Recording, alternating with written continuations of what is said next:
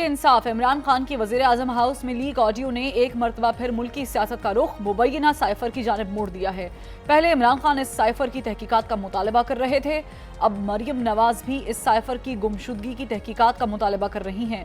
क्या कभी साइफर से मुतालिक असल सच कौम के सामने लाया जाएगा? आज लाहौर हाई कोर्ट ने मरियम नवाज को जब्त पासपोर्ट वापस कर दिया है और इस्लामाबाद हाई कोर्ट में खान साहब का तौहीन अदालत का केस खारिज हो गया है। सवाल ये है कि सियासी केसेस में अदालत का वक्त और कौम का पैसा जाया करने का जिम्मेदार कौन है। प्रोग्राम के आखिर में सेठी साहब से जानेंगे कि क्या खान साहब के पास आखिरी कॉल के अलावा कोई ऑप्शन बचा है। ये सब होगा आज नजम सेठी शो में।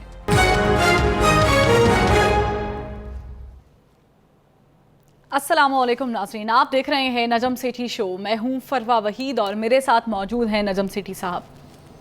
वालेकुम सेठी साहब, मैं छुट्टी पे गई और बहुत कुछ हो गया। बहुत सारी ऑडियो लीक्स के साथ एक साइफर वाली ऑडियो लीक भी हो गई खान साहब की, और उसके बाद फिर खान साहब ने मुख्तलिफ जगहों पर उस पर तबसरा भी किया, तज्जिया तो क्या इसका ये मतलब है कि आपको और लंबी छुट्टी दे दें ताकि खबरें आती रहें? नहीं, अगर वो मैं यहाँ पर मौजूद रहूँगी तो फिर तज्जिया कौन पूछेगा आपसे? वो भी तो एक जिम्मेदारी है करना। तो मैं चाहती हूँ कि खान साहब ने उस साइफर के गुम होने पे, उस साइफर से मुतल्लिक क्या बात कही है। ये साइफर क्या है? साइफर है, ट्रांसक्रिप्ट है, कोई लेटर है? आम आदमी भी परेशान हो गए सेठी साहब कि ये क्या क्लासिफाइड चीज़ इतनी आम होती है कि ये सदर साहब के पास भी पहुंची हुई है, फिर दूसरी जगहों पर भी है, इमरान खान साहब के पास भी थी, गुम हो गई। क्या है क्या सेठी साहब? देखो फरवा, ऐसे है कि खान साहब कहते हैं एक मेरे पास था, पता नहीं कहाँ गया, कमाल हो गया है, मुझे नहीं पता कहाँ गया। ये तो मैंने ऐसी बात आज तक सुनी नहीं कि एक इतना अहम चीज़ जिसके ऊपर आपने पूरा एक बयानिया बनाया है और सारी कौम को पागल किया हुआ है, आपने सुपर पावर को पागल किया हुआ है, इस्टेब्लिशमेंट को पागल किया हुआ है, गवर्नमेंट को पागल किया हुआ है, सबका सर घुमा दिए।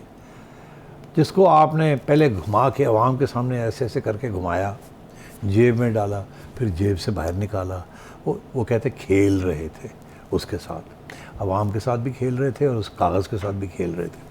ये सब इसके बावजूद वो कहते पता नहीं कहाँ गया। तो पहली बात तो ये है कि ये यकीन नहीं आता कि वो कहाँ गया, तो इसलिए पहला झूठ।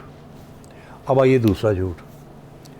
कहते हैं कि एक हमने भेजा प्रेसिडेंट साहब को और एक स्पीकर नेशनल असेंबली को भेजा। एक कहते हैं इनके पास था जो गुम गया, बाकी भी तो 2 कॉपीज़ थे ना। हमेशा साइफर इस किस्म का जब आता है तो उसकी 5 जगह पे वो जाता है। ओके, एक जाता है आर्मी चीफ को, एक जाता है प्राइम मिनिस्टर को, एक जाता है फॉरेन सेक्रेटरी को, फॉरेन ऑफिस को, फिर प्रेसिडेंट साहब को जाता है, फिर DGISI को जाता है। ये मिनिमम लोग साइफर्स जो हैं ये कम से कम इन 5 लोगों को जाते हैं, डिपेंडिंग कितनी सीक्रेसी और कितनी उसकी अहमियत है। 8-9 लोगों को भी जा सकते हैं डायरेक्ट, मगर दिस वन कहा गया है फॉरेन ऑफिस से, इस गवर्नमेंट ने भी कहा कि 5 लोगों को ये गया था। अब खान साहब के पास भी गया तो वो कहते हैं मेरा तो गुम गया, पता नहीं कहाँ गया। आर्मी चीफ के पास गया या जो DGISI के पास, हमें नहीं पता वो क्या हुआ उसके साथ, जाहिर है उनके पास होगा। फिर कहते हैं जी कि प्रेसिडेंट साहब को भेजा, मगर उन्होंने आगे चीफ जस्टिस को भेज दिया। फिर कहते हैं कि एक भेजा पार्लियामेंट के नेशनल असेंबली स्पीकर को, उन्होंने भी आगे चीफ जस्टिस को भेज दिया। अब आके रुक जाएं हम, अब आगे हम देखते हैं कि क्या चीज़ थी जो आ रही थी और जो भेजी जा रही थी और जो गुम गई है। इसमें आपका सवाल का जवाब मिल जाएगा। ये साइफर होता क्या है? साइफर एक कोडिंग मशीन होती है जो एम्बेसीज़ में होती है और जो फॉरेन ऑफिस में होती है और जो बाकी जगह पे भी होती है। वो कोडिंग उधर से कोड होके, कोड के अंदर वो ट्रांसमिट होता है और वो कोड जब यहाँ फॉरेन ऑफिस में आती है तो वो फिर एक यहाँ मशीन होती है जो उसको डिसाइफर करती है।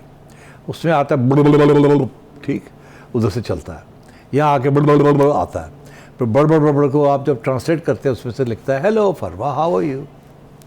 ओके। तो जैसे व्हाट्सएप के अंदर जब आप पैगाम भेजते हैं या पे वॉइस हो या टेक्स्ट हो तो इनक्रिप्ट होके जाती है। जब दूसरी तरफ उसको कोई बंदा खोलता है तो यही सॉफ्टवेयर व्हाट्सएप का उसको डिक्रिप्ट कर देता है और आप पढ़ सकते हैं। इसी तरीके के साथ ये साइफर्स जो होते हैं वो इसी तरीके से कोडेड लैंग्वेज में आते हैं, मैथमेटिकल कोडेड लैंग्वेज होती है, और वो फिर आके उसको अनरेवल करता है। यहाँ कोड होती है, उधर से कोड चलती है, इधर से आके डी कोड हो जाती है। जब डी कोड होती है तो वो उसके एग्जैक्ट लफ्ज़ जो उसके अंदर कोड में होते हैं वो उसकी डी कोडिंग कर देता है। इसलिए उसकी सीक्रेसी की अहमियत होती है कि जब वो डी कोड हो जाता है तो उसके बाद उसको पब्लिक नहीं किया जा सकता। वो इसलिए नहीं किया जा सकता कि अगर वो पब्लिक में आ गया कि उसके अंदर वहाँ से चला ABCDE, यहाँ आके निकला ABCDE, अगर एग्जैक्टली वही चीज़ जो वहाँ से चली और यहाँ आई है और जो डिकोड हो गई, अगर वो पब्लिक की नॉलेज में आ जाए या किसी के हाथ में भी आ जाए जो टॉप सीक्रेट रिपोजिटरी नहीं है, तो उसमें ये होता है कि जो बाहर लोग बैठे हुए हैं दुश्मन ममालिक के, जो आपकी कोडिंग को तोड़ना चाह रहे हैं, उनको पता चल जाता है कि ये कोड के अंदर ये पैगाम आया है। अब उनके पास जब वो जा रहा होता है, ट्रांसमिट हो रहा होता है, तो वो सिग्नल उठा रहे होते हैं, मगर उसको डिकोड उनके पास मशीन नहीं होती। तो वो कोड उनके पास आ जाती है, मगर उनको पता नहीं होता इस कोड का मतलब क्या है। जब उस कोड की एक्चुअली उसकी ट्रांसलेशन जो कि डिकोड होकर उनके हाथ में आ जाए, तो फिर वो पीछे चल के वो जो कोड होती है उसको तोड़ देते हैं। Highly risky. उनको पता चल जाता है कि ये कोड है जिसमें लिखा हुआ है XYZ या UB, जो भी लिखा है, 5 हर्फ लिखे हुए, वहाँ निकला ABCDE या 1 2 3 4 5। तो वो कहते हैं इसका मतलब 1 का मतलब है X, 2 का मतलब है ये, उसको डिकोड कर लेते हैं। जब वो डिकोड हो जाता है तो फिर आपकी जो सारी कम्युनिकेशन है उस मशीन के ज़रिए to one machine to another machine, वो सारी की सारी जो है आपके दुश्मन ममालिक या जो भी उसको टैप कर रहा है उसके पास पहुंच जाती है। इसलिए इसमें नेशनल सिक्योरिटी इन्वॉल्व हो जाती है, खा वो सिर्फ सलाम दुआई ली हो आपने साइफर में, लेकिन वो लैंग्वेज तो मगर लैंग्वेज जो है वो फिर जो उनको ढूंढने जा रहे हैं उनको कोड की लैंग्वेज पता चल जाती है, फिर वो कोड तोड़ देते हैं। जब वो कोड तोड़ देते हैं तो फिर उसके बाद आपकी जो कम्युनिकेशंस हैं वो सीक्रेट खुफिया नहीं रहती। इंडिया भी कर सकता है, अमेरिका भी तोड़ सकता है, आपके और भी बड़े दुश्मन है वो उसको तोड़ के फिर वो सारी बात जब आपकी जारी होती है तो उसी वक्त वो उसको टैप करके वो सारा कुछ समझ लेते हैं।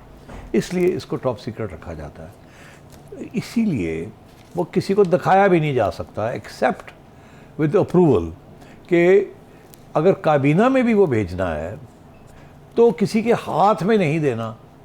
वो दिखाया जा सकता है कि जी ये एग्जैक्ट मैसेज है, और उसके एक माह के अंदर अंदर जिन जिन ये 5 लोगों के पास गया होता है उनके ऊपर ये पाबंद होते हैं कि वैसे का वैसा उसको सील करके और वापस कर दें टू द फॉरेन ऑफिस, जहाँ वो एक बड़ी खुफिया और सेफ जगह के अंदर उसको रख दिया जाता है ताकि किसी के हाथ ना चढ़े। ना ही इजाज़त होती है कि उसकी कोई कॉपी करे, कोई फ़ोटोकॉपी इजाज़त नहीं होती, क्योंकि फ़ोटोकॉपी एक साइफ़र की जो डिकोडेड लैंग्वेज है, जब वो भी आ गई तो सबको पता चल जाएगा। इसलिए ये बहुत ही ख़तरनाक किस्म का डॉक्यूमेंट होता है जो डिकोडेड डॉक्यूमेंट होता है। अब हुआ यहाँ क्या कि खान साहब ने जब डॉक्यूमेंट उनके हाथ में आया, जिसका आपने ऑडियो टेप सुन ली है, बिल्कुल, उसमें खान साहब ये कह रहे हैं कि अब हम इसका ट्रांसक्रिप्ट बनाते हैं और उसको मिनट्स की शेप में लिख लेते हैं ताकि जिसको चाहे दे दें। एग्जैक्ट नहीं हम बताएंगे, वो एग्जैक्ट हम कर नहीं सकते।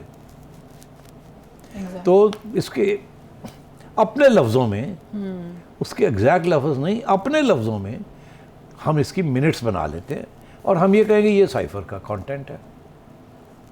तो साइफ़र का कंटेंट तो शायद 5 लोगों ने देखा है, मगर आगे जिसको उन्होंने भेजा है उसमें उन्होंने मिनट्स भेजे हैं जो कि इन्होंने एक अपनी 4 मेंबर, शाह महमूद कुरैशी साहब, इमरान खान साहब, आज़म खान साहब और असद उमर साहब, इन्होंने चारों ने बैठ के वो बनाए हैं मिनट्स, अपने लफ्ज़ों में उसको लिखा है। अब अगर अपने लफ्ज़ों में लिखेंगे तो फिर उसके अंदर जो चाहेंगे वो लिख दें, और जिसको कहना जी ये साइफ़र है। तो अब खान साहब ने झूठ बोला है, मिनट्स जो हैं उन्होंने भेजे हैं, और ये यकीनी तौर पे मिनट्स ही सुप्रीम कोर्ट को भेजे हैं, जिसको ये कह रहे हैं कि ये साइफ़र की ट्रांसलेशन है। या डिकोडेड ट्रांसलेशन, ये हो नहीं सकता। वो कहीं गया नहीं है, वो अभी भी सेफ कस्टडी में है। और इसीलिए अब खान साहब ये कह रहे हैं मुझे नहीं पता वो कहाँ चला गया।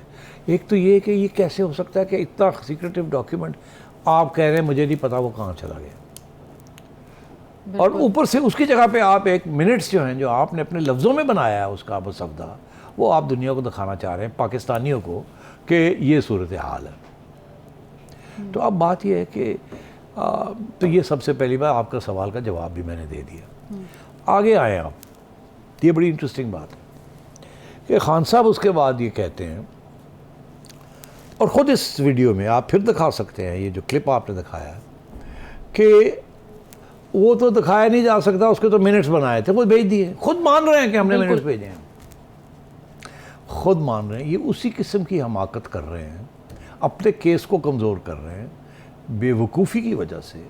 जैसे इन्होंने सबको ये कहा कि अमेरिका का नाम नहीं लेना, कभी नहीं लेना, ना ना ना ना ना, किसी मुल्क का नाम नहीं लेना। और पहले ये कहा कि अमेरिका का नाम नहीं लेना, फिर ये कहा कि किसी मुल्क का नाम नहीं लेना, और फिर जाके जलसे में कह दिया कि जी वो अमेरिका, बल्कि कौम से खिताब के दौरान ही उनके मुंह से निकल गया था। खिताब, जलसा तो छोड़े, बिल्कुल कौम से खिताब, उससे अमेरिका का नाम ले लिया, और फिर कहा नहीं नहीं मेरा मतलब नहीं अमेरिका नहीं, ये वो कोई और, तो ये कोई और। तो भाई ये हाल है खान साहब का, और अफसोस इस बात का है कि इनके साथी और इनके सपोर्टर्स हर बात इनकी जो है उसको यकीन कर लेते हैं, इतना सख्त झूठ बोलते हैं, और इस लेवल का झूठ है कि जिस लेवल पे ये प्राइम मिनिस्टर ऑफ पाकिस्तान रहे हैं, ऑफिशियल सीक्रेट्स एक्ट इन्होंने साइन किया है, और उसके बावजूद ये इस किस्म की बातें करते हैं और इस किस्म की हरकतें करते हैं। और एक तरफ अमेरिका का नाम लेते हैं, दूसरी तरफ कहते हैं नाम नहीं लेना, तीसरी तरफ अमेरिका के साथ लॉबिंग कर रहे हैं जाके कि जी हमने तो कोई बात ही नहीं की,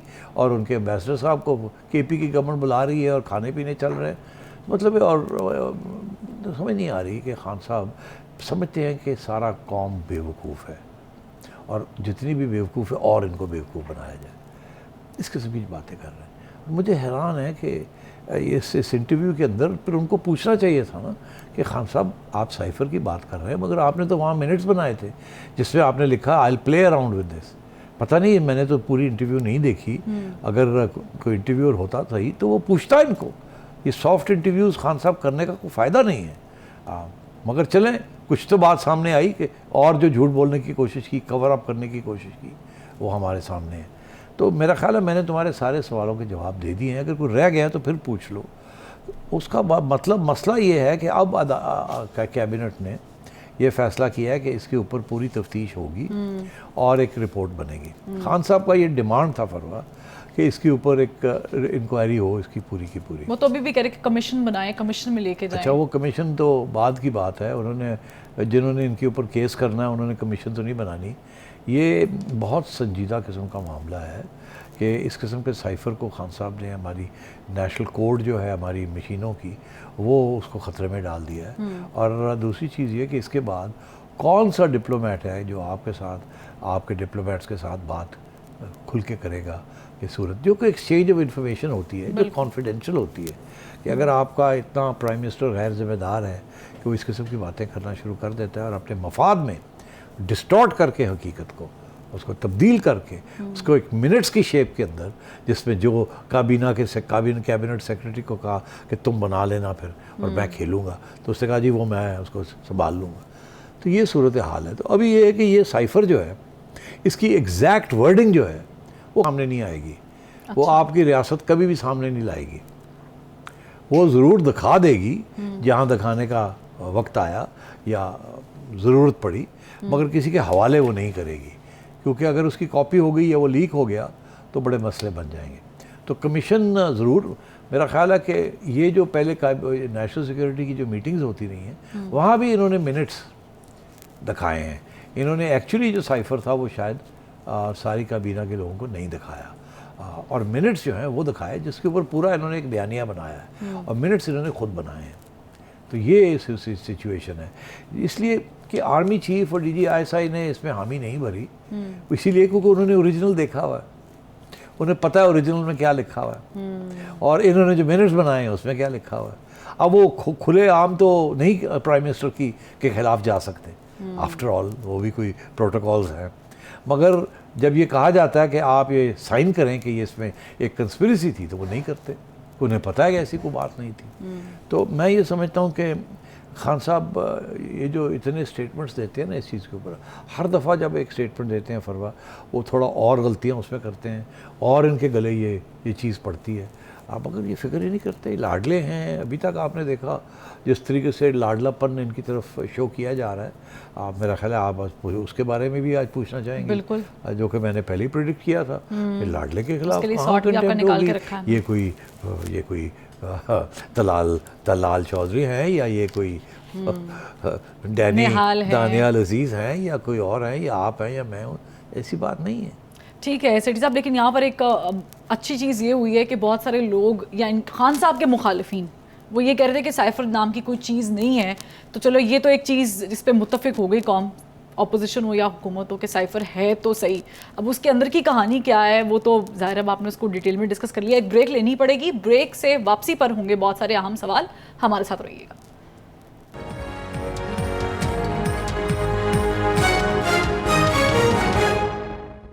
वेलकम बैक सेठी साहब। आप ब्रेक से जाने से पहले आप कह रहे थे कि लाडले हैं, तो खान साहब किस तरह से लाडले हैं, क्यों लाडले हैं, इस पे आपने प्रेडिक्शन की हुई है। पहले मैं आपकी प्रेडिक्शन की एक सीरीज चलाती हूँ, वो क्या प्रेडिक्शन थी खान साहब से मुतालिक? टेररिज्म का केस भी तो रह गया ना। हाँ, 788 वहाँ भी कुछ नहीं होगा। वहाँ भी आपने देखा कि अदालत का क्या रवैया है। अदालत ने ये कहा IG साहब आ जाओ, फलाने आ जाओ, फलाने आ जाओ, और आप बताएं कि किस बेस के ऊपर आपने ये टेररिज्म का शिक लगाई है और ये किया और वो किया, और आए। तो इसका ये मतलब है वहाँ भी कुछ नहीं होगा। अदालत ने वहाँ भी ये कहना है कि ये कोई टेररिज्म तो बनती नहीं है, तो मैं कहता हूँ वो भी कहीं नहीं जाएगा केस। तो जाहिर है 788 में तो खान साहब क्लियर हो गए, आपने प्रेडिक्शन की और वो प्रेडिक्शन बिल्कुल वैसी ही हुई सेठी साहब। जी हाँ, मुझे पता था। उसकी वजह यह है कि वो मैंने कहा ना आपसे कि ये सियासी फैसले हो रहे हैं, ये कानून का लिबास बनाया जा रहा है, मगर सियासी फैसले हो रहे हैं। इस मुल्क के अंदर बहुत से मौक़े ऐसे आए हैं जहाँ सियासी फैसले अदालतें करती हैं, और इससे ज़्यादा मेरा ख्याल मुनासिब नहीं कहना। आवाम को पता है कि किस किस्म की हमारी अदलिया है और किस किस्म का प्रेशर होता है उनके ऊपर, और वहाँ क्या सोच रखी जाती है। वो अपनी तरफ से समझते हैं कि जो फ़ैसला कर रहे हैं वो नेशनल इंटरेस्ट में है, मगर इंसाफ और उस वक्त ज़्यादा अहमियत नहीं होती इंसाफ की। अब बात आई है कि टेररिज्म का केस सारी दुनिया में ये गूंज रहा था कि इमरान खान के ऊपर टेररिज्म का केस लग गया, मगर आप अगर उस कानून की शिक देखें तो पक्का बनता है टेररिज्म का केस। मगर बहुत से ऐसे और भी कानून हैं कि अगर आप वो वायलेट करें तो वो पक्के केसेस बनते हैं, मगर अमूमन वो बनाए नहीं जाते, बिकॉज़ वो एक बस शिक डाली हुई होती है। जब ज़रूरत पड़ती है जेन्युइनली तो उसको इस्तेमाल किया जाता है, मगर अगर आप उसको नॉन जेन्युइनली भी इस्तेमाल करना चाहें तो वो इस्तेमाल हो जाती है। इस केस में धमकी देना एक जज को, तो टेक्निकली तो आप टेरराइज कर रहे हैं ना, उसको धमकी दे रहे हैं। टेररिज्म इसको कहते हैं, आप खौफ फैला रहे हैं। मगर एक पब्लिक मीटिंग के अंदर ऐसी बात करना, और तो वही मैंने कहा ना कि लगता है ऐसे नहीं है कि एक प्राइम मिनिस्टर जो है वो टेररिस्ट हो सकता है, क्योंकि उसके बारे में सोच ऐसी है कि टेररिस्ट तो बम मारते हैं, ये करते हैं वो। तो इसलिए मुझे पता था कि ये केस कहीं नहीं जाएगा। अलबत्ता अगर ये तलाल होता या दानियाल होता या हाशमी होता तो उनके ऊपर टेररिज्म भी लग कर सज़ा भी हो जाती थी। तो ये होता है माहौल, और ये होता है सियासत और अदालत। अब आप आइए आगे, तो इसलिए मैंने ये प्रेडिक्शन की थी कि ये इसको कभी भी नहीं इसको हाथ लगाएंगे, इसको फारग कर देंगे। फिर जब उनको फिर मेरा ख्याल है वकील को बता दिया गया था कि आप रास्ता ढूंढे। खान साहब चले गए उनके चैम्बर्स जज साहिबा के पास, वहाँ भी जाके उन्होंने एक किस्म की माजरत की, तौहीन अदालत में गए। तौहीन वो भी केस था, बिल्कुल, वो भी उस पे भी हम सॉर्ट आपका रखा हुआ। हाँ, वो भी होगा फारग। उसकी मैंने यही कहा था कि वो भी फारग होगा। मैं चाहूँगी सर, और ये रास्ता अदालत ने दिखाया उनको। बिल्कुल। और तो अभी वो दिखा दें, क्योंकि मैं बताऊंगा आपको कि उन्होंने कोई माफ़ी नहीं मांगी, उसके बावजूद उनको छूट दे दी। ठीक है, वो सेठी साहब का जो शॉर्ट जिस पे सेठी साहब ने प्रेडिक्शन की थी कि किस तरीके से यहाँ से भी उनको इजी कराया जाएगा, इजीनेस हो जाएगी, वो दिखा दें। मुझे तो कोई ख़तरा नज़र नहीं आ रहा खान साहब की तरफ। आपको लग रहा है कि बिल्कुल उनके लिए जो माहौल है वो बड़ा साजगार है? साजगार लफ्ज़ बहुत स्ट्रॉन्ग है, मगर नासाज नहीं है। नासाज नहीं है? नहीं है। और इसीलिए खान साहब धन रहे हैं। वाकई माहौल उनके लिए साजगार तो बहुत बड़ा लफ्ज़ है, लेकिन नासाज भी नहीं है। और आपने प्रिडिक्शन की थी और वैसा ही हो गया। तौहीन अदालत में भी उनकी दरख्वास्त जो है, जो ज़ाहिर उनको नोटिस शो काज किया गया था, वो खारिज हो गया। आप कह रहे थे कि उन्होंने माफ़ी नहीं मांगी। जी, माफ़ी नहीं मांगी। और इस वक्त जो कमेंट्री हो रही है वो सारे यही कह रहे हैं कि माफ़ी शाफ़ी उन्होंने नहीं मांगी, क्योंकि उन्होंने कहा था मैं नहीं मांगूंगा। अब अदालतें जो हैं हाई कोर्ट तक तो कोशिश कर ली उन्होंने कि जी किसी से किसी माफ़ी मंगवा लें, उन्होंने नहीं मांगी। लेकिन वो गए ना सिटी साहब, अच्छा, जज तो साहिबा अब वो के पास। देखिए इसमें बड़ा कानून बड़ा क्लियर है। तो मैंने कहा ना, कानून क्लियर होने के बावजूद कानून की फालादस्ती नहीं होती, बिकॉज और से ऐसी चीज़ें रास्ते में आ जाती हैं। अब कानून ये कहता है कि आपके इरादे जो मर्जी हों, सिर्फ इरादे के साथ तौहीन नहीं होती। अगर आपका इरादा है तौहीन करना तो फिर तो और बात है, मगर अगर इरादा नहीं है और तौहीन आप कर देते हैं, फिर भी उसको तौहीन समझा जाएगा, क्योंकि आपको एक ज़िम्मेदार शख्स सोचा जाता है। और फिर आप आएँ और माफ़ी मांगें, अनकंडीशनल माफ़ी मांगें। अगर आपका इरादा नहीं था तो अनकंडीशनल माफ़ी मांगे तो आपको छोड़ दिया जाएगा। तो खान साहब के बारे में उन्होंने खान साहब को कहा कि आप एक नया एफिडेविट लिख के आए, ये जो आपने लिख के भेजा ये नहीं, इसमें तो आप टंगे जाएंगे, फिर से लिख के लेके आए। और हामिद खान साहब को भी समझाया कि आप जाके इनको समझाएं, फिर से ड्राफ्ट करें, ये इधर उधर की बात नहीं चलेगी। को रास्ता दिखाया उन्होंने, खान साहब ने फिर रीड्राफ्ट किया। फिर उसके बाद फिर और वो भी तस्लीम नहीं किया। अदालत कहा नहीं ये भी ठीक नहीं, हाली भी ठीक करो और थोड़ा ज़्यादा ठीक करो। फिर खान साहब ने ये पूरा ड्रामा किया कि वो उन जज साहिबा सेशन कोर्ट चले गए वहाँ, और मेक श्योर किया कि वो वहाँ ना हो। सब पता था और वहाँ गए, और ये पूरी एक प्लान के मुताबिक, क्योंकि अगर वहाँ होते तो वो पूछ सकती थी कि ये माफ़ी तो नहीं है, तो ये भी रिस्क कोई नहीं लेना चाह रहा था, ताकि वो नहीं आई। और इन्होंने जाके वहाँ कि अगर आपकी दिल आज़ारी हुई है तो फिर आई एम सॉरी। ये नहीं होता कि अगर ऐसे हुआ, अरे भाई हो गया ना, इस्टेब्लिश हो गया कि हुई है, अब आप ये क्यों कह रहे हैं अगर हुई है। ये वही बात आई कि मेरा तो इरादा नहीं था, अगर मेरे इरादे के बावजूद आप अपसेट हो गए तो आई एम सॉरी। ये वही आर्ग्यूमेंट है कि मेरा इरादा नहीं था। अब बात यह है कि ये जो आज उन्होंने एफिडेविट दी थी खान साहब ने, उसके अंदर भी यही है, कहता है कि मैंने शायद रेड लाइन क्रॉस की है। माइट हैव, यानी I have crossed a red line. मुझे इस बात का एहसास है कि मैंने रेड लाइन क्रॉस की है। तो ये हुई बात, नहीं ये नहीं कहा शायद मैंने की है, या हो सकता है कि मैंने की हो। तस्लीम नहीं मैं कर रहा कि मैंने सोची समझी की है, या गैर सोची समझे बगैर भी मैंने कर दी है, वो नहीं तस्लीम कर रहा। फिर भी आगे चले हम, फिर कहता है कि मेरा इरादा नहीं था। I never intended to threaten the honourable जज and there was no intention behind the statement to take any action other than legal action. मतलब है कि जो मैंने धमकी दी थी, मेरा बिल्कुल इरादा नहीं था कि सिवाय लीगल एक्शन के मैं और भी किसी किस्म का एक्शन लूँ। फिर वही इरादा आगे जाके कहता है कि मैं तैयार हूँ जज साहिबा को एक्सप्लेन करने के लिए और क्लैरिफाई करने के लिए कि मेरा कभी इरादा नहीं था। और फिर जाके फिर यही बात करता है कि मेरा कभी इरादा नहीं था कि मैं अदालत की तौहीन करूँ। हर जगह पे अपने इरादे की बात कर रहा है। ये बातें तो वो जो 3 साहब हैं जिनको डिस्क्वालीफाई कर दिया गया है या सज़ाएँ दे दी गई हैं अदालतों ने, उनका भी यही मौक़िफ़ था कि हमारा इरादा नहीं था, वो हो गया तो माफ़ी दे दें, हम तो अनकंडीशनल माफ़ी मांगते हैं, नहीं दी। तो मैं समझता हूँ इस तरीके से इंसाफ की धज्जियाँ हमारे कस्टोडियंस ऑफ इंसाफ करते हैं, और इसकी पूरी तारीख़ है और पूरी किताबें लिखी गई हैं इसके ऊपर। मगर एक बात की मुझे बड़ी खुशी हुई। वो क्या? कि इसके बाद अब आप जो मर्ज़ी कह लें अदालतों के ख़िलाफ़ और अदालतों की जजमेंट्स के ख़िलाफ़ और अदालतों के रिमार्क्स के ख़िलाफ़, अब कौन सा जज होगा जो कि किसी को भी तौहीन अदालत के केस के अंदर कन्विक्ट करेगा? क्योंकि आगे इतनी बेइज्जती हो चुकी है और इतनी क्रेडिबिलिटी लॉस हो चुका है इन जजेस का कि इसके बाद तो वो जो अथर मिनुल्लाह साहब ने जो बात कही है, मैं सलूट करता हूँ उनको। जो बाबर सत्तार साहब ने जो बात कही है, मैं सलूट करता हूँ।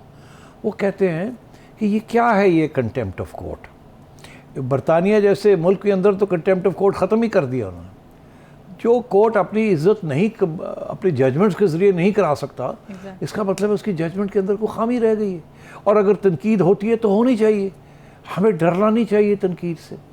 तो हमें हर चीज़ के ऊपर कंटेम्प्ट नहीं लेनी चाहिए।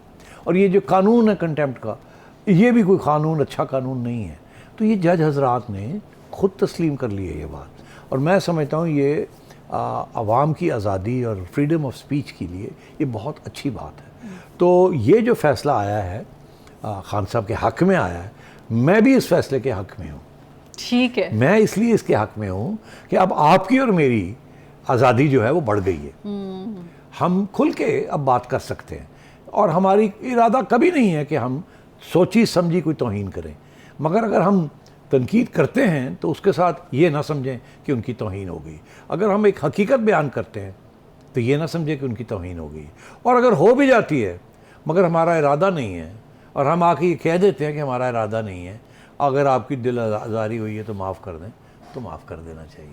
तो ये तो बहुत बड़ी डेवलपमेंट है, और मैं सलूट करता हूँ इस 5 मेंबर बेंच को कि उन्होंने ये नए स्टैंडर्ड सेट कर दिए हैं कि हर बात तौहीन नहीं होती, और हम इतने तंग नज़रिया हमारा नहीं है। मगर देर आया दुरुस्त आया। अगर खान साहब की वजह से हमें कुछ आज़ादी मिल गई है, क्योंकि इनको धरना मुश्किल था और उन 3 गरीबों को धरना आसान था, तो मैं अब समझता हूँ कि इंसाफ का तकाजा यही है कि वो अपील करें और उनकी भी जो कन्विक्शंस हैं वो ख़त्म की जाएं। बिकॉज़ कन्विक्शन बहुत ख़तरनाक चीज़ होती है, 1 मिनट के लिए भी हो ना तो बड़ी ख़तरनाक चीज़ होती है, वो आपके रिकॉर्ड पे आ जाती है। तो मेरी उम्मीद है कि अगर वो अपील करेंगे अंडर या suo motu under sections of the supreme court, उनकी भी जो सज़ाएं हैं वो ख़त्म की जाएंगी। ठीक है सेठी साहब, लेकिन हर शख्स की पर्सनैलिटी इमरान खान साहब जैसी नहीं होती है कि उनके लिए अदालतें भी संडे को खुल जाएं। बहरहाल यहाँ पर एक ब्रेक लेंगे और ब्रेक से वापसी पर होंगे मज़ीद सवाल, हमारे साथ रहिएगा।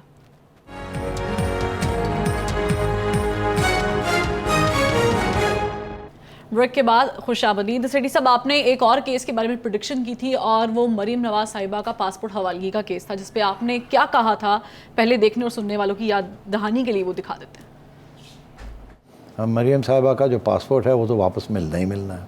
तो अब पहले भी हुकूमत ने तो नहीं कहा था, और नैब का तो कोई रोल ही नहीं था, ये तो अदालत ने खुद ही कर लिया था। तो अब अगर इनको बुलाएंगे तो ये कह देंगे आगे से, जी हमें तो कोई प्रॉब्लम ही नहीं है, आप बिल्कुल, ये आपका फ़ैसला, हम इनको नहीं रोकना चाहते, और आप इनका पासपोर्ट इनको वापस कर दें। फिर मेरी प्रेडिक्शन ये है कि मरीम साहिबा का ये केस फ़ारग हो जाएगा, मरीम की एक्विटल ख़त्म हो जाएगी, मरीम को पासपोर्ट उसका वापस मिल जाएगा, मरीम बाहर चली जाएंगी कुछ अरसे के लिए, उनकी जेन्युइनली कुछ हेल्थ इश्यूज़ हैं, और ज़ाहिर है उसके अलावा भी सियासी तौर पे भी वो अपने वालिद से मिलना चाहेंगे। उसके बाद नवाज शरीफ साहब वापस आएंगे। पासपोर्ट मिल गया है, आपने प्रेडिक्शन पहले कर दी थी, अभी आपकी प्रेडिक्शन का एक फेज़ रहता है, वो शायद मैं एंड पर डिस्कशन उस पर करूँगी, लेकिन ये तो हो गया, पासपोर्ट मिल गया और अब वो जाने की तैयारी में भी हैं, और फिर कोई वाने को भी है तो बिल्कुल जाएंगी बिल्कुल, और मियाँ साहब को साथ लेके आएंगी, और बहुत बड़ा जलसा होगा, बहुत उनकी अच्छा जलसा भी होगा। बिल्कुल जलसा ही होगा ना, जैसे बेनज़ीर भुट्टो साहबा जब वापस आई थी तो उनके लिए लाखों लोग गए थे, इस दफ़ा जाएंगे लोग, और आप देखिएगा किस तरीके से उनका खैर मकदम होता है। क्योंकि देखिए ये मुस्लिम लीग के लीडर तो नवाज शरीफ साहब हैं, प्राइम मिनिस्टर साहब जो हैं वो तो एक पार्लियामेंट्री पार्टी के लीडर हैं, मगर जो रियल लीडर हैं वो तो नवाज शरीफ साहब हैं, और उन्हीं की इज़्ज़त है, उन्हीं के वोट है, और सबको पता है उनके साथ ज़्यादती हुई है। आज लोगों को समझ आ रही है कि किस इकामा के ऊपर किस तरीके से सुप्रीम कोर्ट के जजेस ने क्या ज़्यादतियाँ की हैं और उनको कैसे डिस्क्वालीफाई किया, ये अब सबको पता चल गया है। और वो जो चीफ जस्टिस थे उनकी their name is mud in the annuls of history. किताबें जब लिखी जाएंगी, जो लिखी जा रही हैं उनको माफ़ नहीं किया जाएगा। ये उतनी बड़ी ही जुर्म इन लोगों ने किया है जितना कि नसीम हसन शाह और उनके साथियों ने जुल्फ़िकार अली भुट्टो की एक्सिक्यूशन के ऊपर किया था। बाद में जाके फिर माफ़िया मांगते फिरते हैं, मगर कर जाते हैं ये। तो इसी किस्म की सिचुएशन है।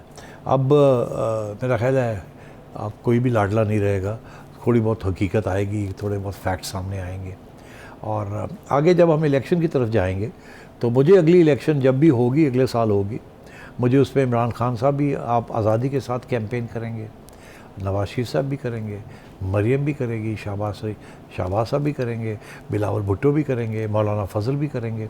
इससे बेहतर कोई चीज़ हो नहीं सकती। मगर अफसोस इस बात का कि इतने लड़ाई झगड़े, इतने दुख ये सहने के बाद, इतनी इंस्टेबिलिटी इस मुल्क की हुई, फ़ौज की के साथ जो इमरान खान ने किया है, एक नेशनल इदारे के साथ जिस तरह धज्जियाँ उड़ा दी उनकी, ये नौजवान कौम जो हमारी है, पौध है, उसके जहन के अंदर किस किस्म का जहर डाल दिया है आपकी नेशनल सिक्योरिटी के इदारों में, ये आसानी से ये नहीं ख़त्म होगा।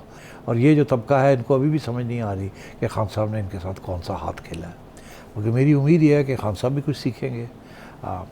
नवाज शरीफ साहब तो सीख गए हैं, और मेरा ख्याल है कि आगे जाके शायद आपके इस मुल्क में कुछ रोशनी भी आए, कुछ जमहूरियत भी वापस आए, और हम मिलजुल के इस मुल्क को चलाएं।